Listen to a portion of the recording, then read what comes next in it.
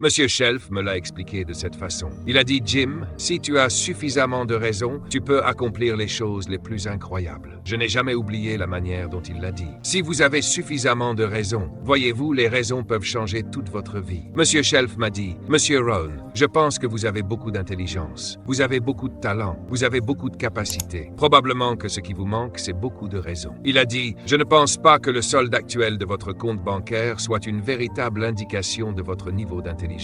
J'étais heureux d'entendre cela. Il a dit, je pense que vous êtes bien plus intelligent que ce que votre compte bancaire actuel laisse entendre. Et cela s'est révélé vrai. J'étais bien plus intelligent. Mais bien sûr, ma première question a été, alors pourquoi n'est-il pas plus élevé? Et il a répondu, vous n'avez pas assez de raisons. Vous avez assez d'intelligence, mais pas assez de raisons. Voyez-vous, les raisons peuvent changer votre vie. Voici ce que j'ai découvert aussi. Les raisons viennent d'abord, les réponses viennent ensuite. Vous n'obtenez pas les réponses pour réussir tant que vous n'avez pas les raisons. La vie a une manière mystérieuse de conserver toutes les réponses, et elle ne les donne qu'aux personnes inspirées par des raisons. Ainsi, les raisons font toute la différence dans la façon dont votre vie évolue. Maintenant, quelles sont certaines des raisons de bien réussir?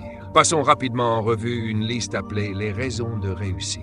La première, ce sont les raisons personnelles. Certaines personnes réussissent pour la reconnaissance. Certaines personnes réussissent pour le respect. Certaines personnes réussissent pour la façon dont cela les fait se sentir. Elles aiment la sensation d'être gagnantes. Ce sont de bonnes raisons. J'ai des amis millionnaires qui continuent à travailler 10 à 12 heures par jour, à gagner encore plus de millions. Et c'est pas parce qu'ils ont besoin d'argent, c'est parce qu'ils ont besoin de la joie, de la satisfaction et du plaisir qui viennent du fait d'être constamment gagnants. Et voyez-vous, ce n'est pas seulement l'argent, de toute façon. C'est le voyage, pas l'argent. De temps en temps, quelqu'un me dit, si j'avais $1 million, je ne travaillerais plus un seul jour de ma vie. C'est probablement pour cela que le bon Dieu veille à ce qu'ils n'obtiennent jamais leur million. Ils abandonneraient, ils arrêteraient. D'accord? Ensuite viennent les raisons familiales. Certaines personnes réussissent extrêmement bien pour les autres. Et cela est puissant. Les êtres humains peuvent énormément s'influencer les uns les autres. Parfois, nous faisons pour quelqu'un d'autre des choses que nous ne ferions pas pour nous-mêmes.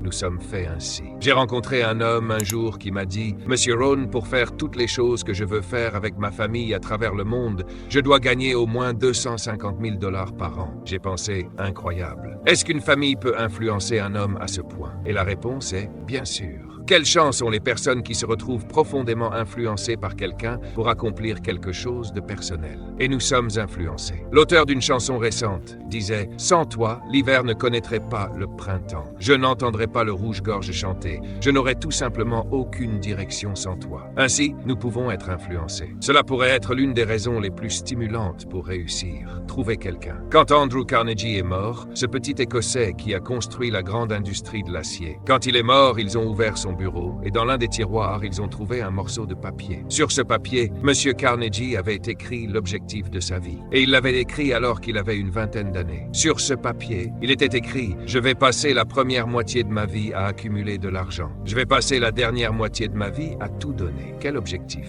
Il a été tellement inspiré par cet objectif que pendant la première moitié de sa vie, il a accumulé $450 millions. Et pendant la dernière moitié de sa vie, il a tout donné. Bonne question pour ce soir. Qu'est-ce qui vous passionne?